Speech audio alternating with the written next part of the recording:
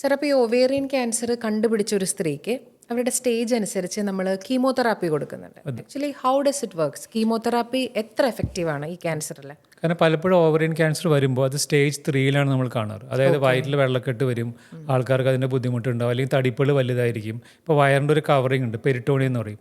അതിൻ്റെ അകത്തേക്ക് ഈ ട്യൂമർ വന്ന് സ്പ്രെഡ് ആയാൽ സർജൻ അത് പലപ്പോഴും മുഴുവനായിട്ട് എടുക്കാൻ ബുദ്ധിമുട്ടായിരിക്കും. അപ്പോൾ സർജൻ്റെ ആവശ്യം എന്താ? നമ്മൾ ആദ്യം അതിനെ ഒന്ന് ചുരുക്കണം. അതിനാണ് നമ്മൾ കീമോതെറാപ്പി കൊടുക്കുന്നത്. അപ്പോൾ ഈ കീമോതെറാപ്പി മരുന്നുകളാണ്, OP-യിൽ ഒന്നും എടുത്ത് പോകാൻ പറ്റുന്ന മരുന്നുകളാണ്. അത് കൊടുത്തു കഴിഞ്ഞാൽ അത് പോയി അതിനെ ചുരുക്കും. ഒരു 3-4 സൈക്കിൾ കഴിയുമ്പോൾ നമ്മൾ വീണ്ടും സ്കാൻ ചെയ്യും. ഇപ്പോൾ പലപ്പോഴും CA-125 1000-ന്റെ മുകളിലായിരിക്കും. ഈ കീമോ കഴിയുമ്പോഴത്തേക്ക് ചിലപ്പോൾ നോർമലിലേക്ക് വരും. അങ്ങനെ അത്രയും നന്നായിട്ട് പ്രതികരിക്കുന്ന ഒന്നാണ് ഈ ഓവേറിയൻ ക്യാൻസർ. സാർ ഇപ്പോൾ പറഞ്ഞതുപോലെ കീമോതെറാപ്പി കൊടുത്ത് ആ ട്യൂമർ ചുരുക്കിയതിന് ശേഷം പിന്നീട് എന്തായിരിക്കും ഈ ക്യാൻസറിന്റെ ട്രീറ്റ്മെന്റിൽ നമ്മൾ ചെയ്യുന്നത്? അപ്പോൾ ഇതിൽ സർജറിയാണ് ഇതിലൊരു അവിഭാജ്യമായ ഘടകം. അപ്പോൾ നമ്മളൊരു നല്ലൊരു സർജൻ, ഒരു സർജിക്കൽ ഓൺകോളജിസ്റ്റിൻ്റെ ഒരു ട്രീറ്റ്മെൻറ്റ് വഴി പോയാലാണ് ഇത് ഫുൾ എടുത്ത് മാറ്റാൻ പറ്റുള്ളൂ. അങ്ങനെ അസുഖത്തെ ഒരു മിനിമം അളവിലേക്ക് കുറയ്ക്കാനുള്ള സർജറിയാണ് നമ്മൾ ചെയ്യേണ്ടത്. ഇപ്പോൾ യൂട്രസ്, ഓവറി, അത് വ്യാപിക്കാൻ സാധ്യതയുള്ള മറ്റു ഭാഗങ്ങൾ ഇവിടെ നിന്നെല്ലാം നമുക്ക് റിമൂവ് ചെയ്യണം. അതാണ് ഒരു സർജറിയിലെ ഭാഗമായിട്ട് നമ്മൾ ചെയ്യുന്നത്. അപ്പോൾ പലപ്പോഴും ഇപ്പോൾ ചില ഹൈപ്പെക് എന്ന് പറഞ്ഞൊരു ട്രീറ്റ്മെൻറ്റ് വരുന്നുണ്ട്. അതായത് നമ്മൾ കീമോ ഉള്ളിലേക്ക് കൊടുക്കുക എന്നുള്ളതാണ്. അപ്പോൾ അതൊരു വളരെ നൂതനമായ രീതിയാണ്. ഇപ്പോൾ പല സെൻറ്റേഴ്സ് ചെയ്തു തുടങ്ങിയിട്ടുണ്ട്, നമ്മൾ ചെയ്യുന്നുണ്ട്. അപ്പോൾ അതിൽ ഈ കീമോതെറാപ്പി ഹീറ്റ് ചെയ്തിട്ട് അത് വയറിൻ്റെ അത് സർക്കുലേറ്റ് ചെയ്യും. സർജൻ തന്നെ ചെയ്യുന്ന കാര്യമാണ്. അപ്പോൾ അങ്ങനെ വരുമ്പോൾ ആ വയറിൻ്റെ അകത്ത് ഈ ക്യാൻസർ തിരിച്ചു വരാൻ സാധ്യതയുള്ള ഭാഗങ്ങളിൽ നന്നായിട്ട് കീമോന് ഇറങ്ങിച്ചെല്ലാം. അപ്പോൾ അങ്ങനെ വരുമ്പോൾ അതിൻ്റെ സക്സസ് വളരെ കൂടുതലായിരിക്കും. അപ്പോൾ അങ്ങനെ ഒരു നല്ല സർജറി പറ്റുകയാണെങ്കിൽ ഹൈപ്പെക്കും കൂടി ചെയ്യുക എന്നുള്ളതാണ് അടുത്തായിട്ട് നമ്മൾ ചെയ്യേണ്ടത്. അതിനുശേഷം നമ്മൾ 2-3 കീമോ കൂടി നമ്മൾ കൊടുക്കും. അത് വരുന്നുണ്ട്. പിന്നെ ചില മരുന്നുകൾ ഓരോ പേഷ്യൻസിനും ഓരോ, ഞാൻ ഡീറ്റെയിൽസിലേക്ക് പോകുന്നില്ല, ചില മരുന്നുകൾ ചില കുറച്ച് കാലം കൂടുതൽ കൊടുക്കേണ്ടി വരാം. അങ്ങനെ മരുന്നുകൾക്കൊരു പ്രധാനപ്പെട്ട ഒരു രീതി സർജറി കഴിഞ്ഞിട്ട് ഇതിൽ വരുന്നുണ്ട്.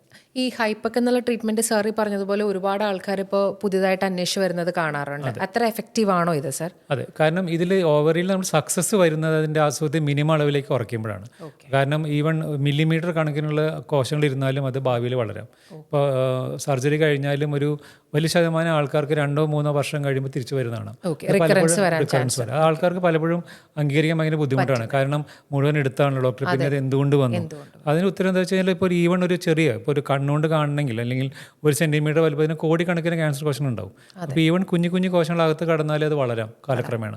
അപ്പോൾ ഇതിനെയും കൂടി നിർജ്ജീവമാക്കുക എന്നുള്ളതാണ് ഹൈപ്പെക്കിൻ്റെ ഉദ്ദേശം. അപ്പോൾ അത് ഈ കഴിഞ്ഞ ഒരു 4-5 വർഷമായിട്ട് കുറേ സെൻറ്റേഴ്സിൽ യൂസ് ചെയ്യുന്നുണ്ട്. അപ്പോൾ ഈ തിരിച്ചു വരാനുള്ള ചാൻസസ് കുറയ്ക്കാൻ അത് സഹായിക്കുന്നുണ്ട്.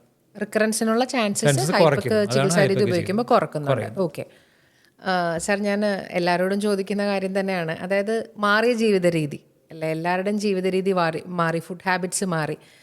ശരിക്കും ഈ ഒവേറിയൻ ക്യാൻസറിലേക്ക് സ്ത്രീകളെ എത്തിക്കാൻ എന്തെങ്കിലും റിസ്ക് ഫാക്ടേഴ്സ് ഉണ്ടോ? ശരിക്കും എന്തെല്ലാമാണ് ശരിക്കും നമ്മൾ നേരിടുന്നത്? അപ്പോൾ ഞാൻ ആദ്യം പറഞ്ഞ ഏജ് ആണ് ഇതിൻ്റെ നമ്പർ 1 ആയിട്ട് എല്ലാവരും പറയുന്ന കാര്യം. ഇപ്പോൾ ബ്രസ്റ്റ് ക്യാൻസറിനൊക്കെയാണെങ്കിൽ ലൈഫ് സ്റ്റൈലൊക്കെ ഒരു വലിയ ഇതായിട്ട് പറയുന്നുണ്ട്. പക്ഷേ ഓവറിയിലെ പഠനങ്ങൾ അത്ര ക്ലിയർ അല്ല. പക്ഷേ മേ ബി സ്മോക്കിംഗ്, ആൽക്കഹോൾ, ഇതെല്ലാം നമുക്കറിയാം ടോക്സിൻസ് ആണ്, കെമിക്കൽസ് ആണ്. അപ്പോൾ ശരീരത്തിൽ ഏത് ഭാഗത്തും ക്യാൻസർ കൂട്ടുന്ന പോലെ ഈ സ്മോക്കിംഗ്, ആൽക്കഹോളും ഓവറിയൻ ക്യാൻസറിന് റിസ്ക് കൂട്ടുന്നുണ്ട്. പിന്നെ പറയുന്നതാണ് ഇപ്പോൾ ഈ ഏത് പ്രായത്തിലാണ് പീരീഡ്സ് വന്നത്. ഇപ്പോൾ യങ് ഏജിൽ വരുന്നു, ഒരു 12 വയസ്സിന് താഴെയാണ് കണക്ക് പറയുന്നത്. 12 താഴെയോ അല്ല 50 വയസ്സ് കഴിഞ്ഞിട്ട് പീരീഡ്സ് തുടർന്നുകൊണ്ടിരിക്കുന്നു. അങ്ങനെ വരുമ്പോൾ ഈ ഓവറിയിൽ വരുന്ന ചേഞ്ചസ് എല്ലാം ഹോർമോണിൻ്റെ ഭാഗമായിട്ട് വരുന്നതാണല്ലോ. അങ്ങനെ കുറേ കാലത്തേക്ക് ഈ ഹോർമോണിൻ്റെ ഇഫക്റ്റ് ഓവറിയിൽ വന്നാൽ അതൊരു ചെറിയ റിസ്ക് ഫാക്ടറായിട്ട് പറയുന്നുണ്ട്. പിന്നെ ഒരിക്കലും ഗർഭം ധരിക്കാത്തവർ, അപ്പോൾ പ്രത്യേകിച്ച് നമ്മൾ ഈ നൺ സിസ്റ്റേഴ്സൊക്കെ, അവർക്ക് ഇതിൻ്റെ റിസ്ക് കൂടുതലാണെന്ന് പറയും. ഇപ്പോൾ ബ്രസ്റ്റും ഓവറിയൻ ക്യാൻസേഴ്സും ഈ നൺ സിസ്റ്റേഴ്സിന് കൂടുതലാണ്. ഹോർമോണൽ ചേഞ്ചസ് കണ്ടിന്യൂസ് ആയിട്ട് അവരുടെ ഈ ഓവറി അതിനോട് ഈ ഇത് വന്നുകൊണ്ടിരിക്കുകയാണ്, ഹോർമോൺ ഡിഫക്റ്റ് വന്നുകൊണ്ടിരിക്കുകയാണ്. മറ്റേത് നമ്മൾ ഗർഭം ധരിക്കുമ്പോൾ മേ ബി 1-1.5 വർഷത്തോളം ആ ചേഞ്ചസ് ഉണ്ടാവില്ല.